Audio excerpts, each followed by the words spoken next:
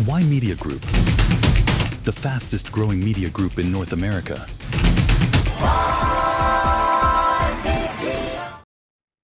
Hello and welcome to Y Media Newsroom. I'm Ramona Singh, and we have the latest news when it comes to politics in Canada and big announcements from the Obamas today. We're going to cover that in detail for you and what is happening at FIFA World Cup. So, starting on our top story, well, Conservative MP Cathay Wagantall has accelerated her departure from federal politics and will resign her seat on August 31st of this year, months earlier than previously expected. Wagantall had earlier indicated she would remain in Parliament until the next federal election, but has now announced she will leave before the fall sitting of the House of Commons. Well, this is significant because she represents a rural Saskatchewan riding of Yorkton, Melville. Since first being elected in 2015's federal elections, she succeeded long-term Conservative MP Garen Burks and has been one of the more socially conservative voices within the Conservative caucus.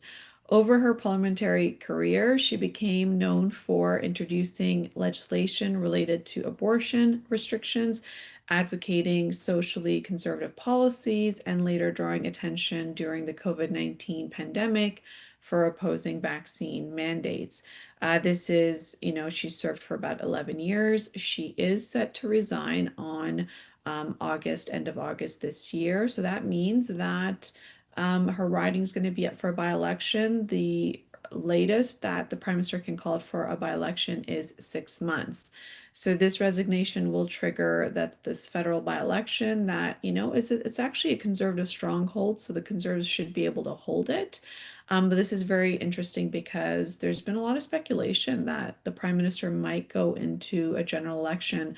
He is in a very narrow majority, and he already has two of his MPs resigning this summer from the Liberal Party. So it'll be very interesting to see what he decides to do come fall, given that the Liberal Party has asked the Liberal MPs, given them a deadline until Labor Day of this year to meet certain requirements so they could have an uncontested nomination as a candidate for the next general election. So given that the timeline is pushed up to this year when they were just in a general election last year, it's very interesting to see what this means. And I think this will be pinned to how the Kuzma review goes on July 1st.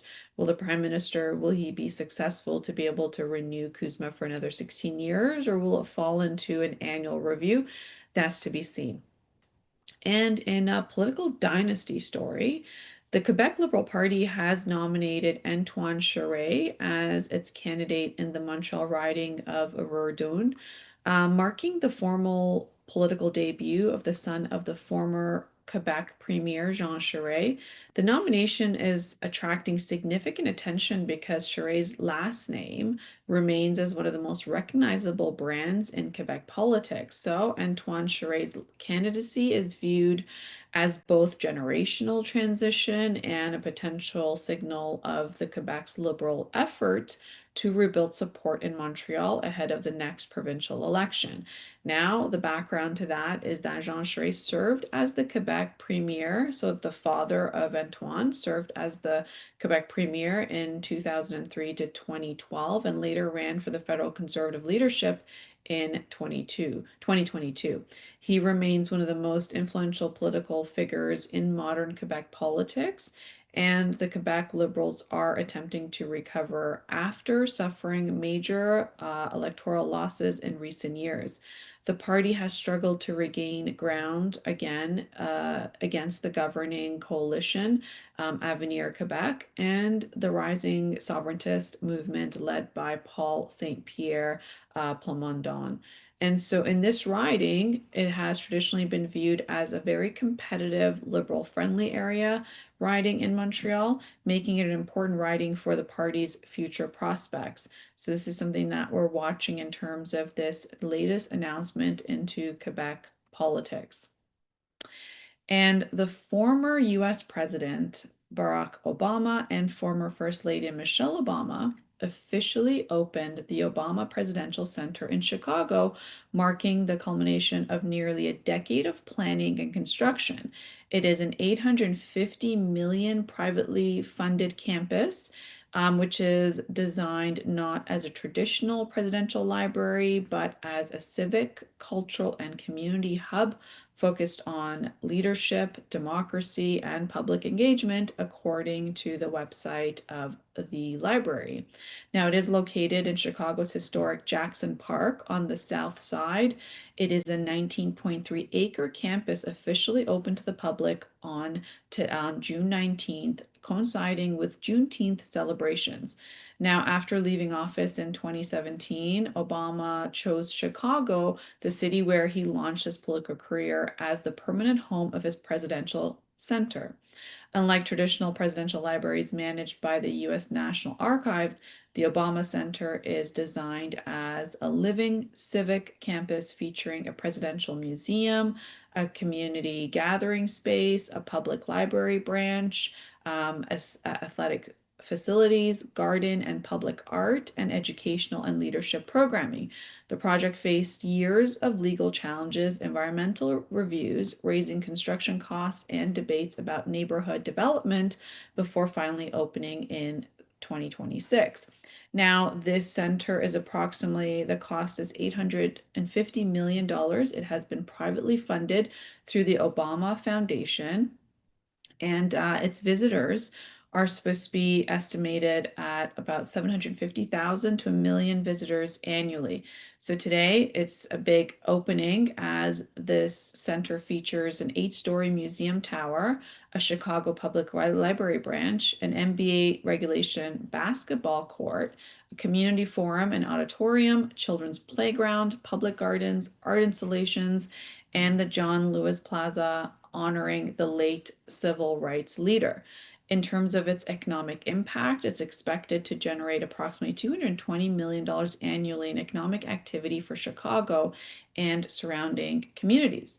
Well, the opening was star-studded with Bruce Springsteen, Stevie Wonder, Jennifer Hudson, John Legend, Bono, The Edge, Common, Christina Aguilera, Eddie Vedder, Mark Anthony, The Roots, and Term. And when it comes to politicians, former presidents, including Joe Biden, George W. Bush, Bill Clinton, were all participated. We have a picture of all the presidents and the first ladies taking a picture together.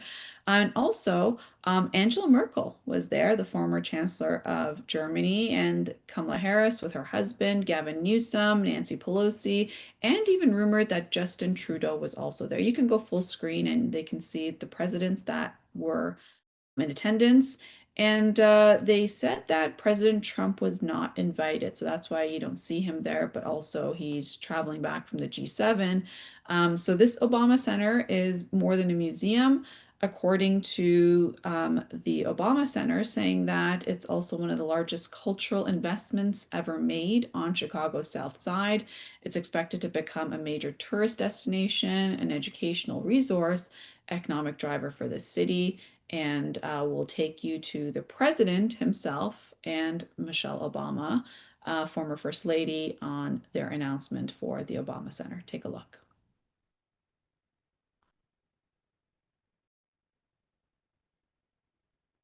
Opening the Presidential Center right here on the south side of Chicago, it's truly a full circle moment. I mean, so much of my existence as a child into high school was driving past this very location where there was really nothing. It was a highway, it was a dangerous place, it was an unutilized park space, and I always wondered what was going on there, right? But to now be a part of, this amazing center that Barack, that you built. I mean, this is your vision, and you and the team have executed it in a superb way. I mean, this is beyond a gift. And I've said this many times before, the notion that kids like me will have a magnificent space full of history and hope and art and leadership and activity right in their backyard. There's nothing more full circle than that. So Thank you. You're welcome, baby. Thank you.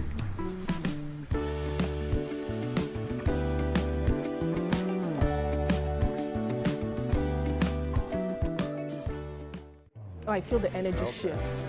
Hi. How are you? So nice to see you. Before we get any commentary in, we just got to soak it in. It's us. And It is so all pretty. of the stories Look within at the story. Your house was behind there. Euclid. Oh my God, you got everything in there. My only real question is, how come you didn't dye my hair in the photo? It's Don't they usually touch it up a little bit? I thought about it. What was your sort of sequence? So I did the drawing first of the two Right. of you. We read all your books. We listened to all the interviews you all have done, podcasts and videos. My whole studio got to know you. I wanted to make these decisions that tapped into those memories. So when you saw this, it felt familiar. It is beautiful. Was there anything that surprised you? It was good. It was so challenging because it made me push myself. It took me out of my comfort zone. Well, it looks fantastic. Oh, In so fact, like, I'm going to have a suit made with this pattern. You know how long I've been wanting this woman to do something with and for me. It was an honor. I mean, It was an honor. we did it. From me someday we'll all be free, and it won't be long, and see someday we'll all be free. There you go. That was from the Obama Center. That is all the media that they launched to give the flavor of what their opening would be like with all the headliners. And now when it comes to World FIFA news, Canada faces Qatar at BC Place in Vancouver in a pivotal Group B match at the 2026 FIFA World Cup. Both teams entered the game tied on 1 point after opening match draws, making this one of the most important matches of Canada's tournament so far. A win would put either side in the strong position to advance to the knockout stage, with Group B completely leveled after the first round of matches. Canada coach Jesse Marsh stressed that the importance of controlling the game from the opening whistle after Canada settled for a 1-1 draw against Bosnia and Herzegovina in Toronto. So now the next match in the 2026 FIFA World Cup would be Canada's World Cup journey has reached a critical moment, of course, because we're watching this play out. Canada opened with its 1-1 draw against Bosnia-Herzegovina. Qatar opened with a 1-1 draw against Switzerland. And all four Group B teams entered match day two level on points, goals scored, and goals conceded. Now, the match details are that it's going to be at BC Place in Vancouver, and that is held today. And this is for Group B. This is Canada's second World Cup match of the tournament, so it's massive news. And the main story headline is that Alphonso Davies returns. One of the biggest questions heading into the match was the status of Canadian star Alphonso Davies, and Jesse Marsh confirmed Davies was available after an injury concern, giving Canada a major boost for a must-win match. This is a significant milestone as Canada enters the tournament looking for its first men's World Cup victory on home soil. So what does this mean? A victory over Qatar would put Canada in control of Group B, move Canada closer to its first ever advancement beyond the men's World Cup group stage, and set up a potentially decisive showdown against Switzerland. So as the world watches, the match represents one of Canada's showcase moments as the World Cup co-host. The BC Place is hosting 7 World Cup matches, including 2 Canada group stage games and potential knockout matches if Canada advances. So we're all watching this very closely for Canada, as this was more than just a group stage match. The national team has spent years building towards this moment under Jesse Marsh, led by a golden generation featuring Alphonso Davies, Jonathan David, Stephen Eustachio and Sal Laren. A win over Qatar would put Canada within touching distance of a historic first knockout stage appearance and strengthen the country's growing reputation as soccer nation ahead of a future international competitions. This is very exciting times for Canada as it's co-hosting the FIFA World Cup. That's all the time we have today on Y Media Newsroom. I'm Ramona Singh. Until tomorrow, take care and be well.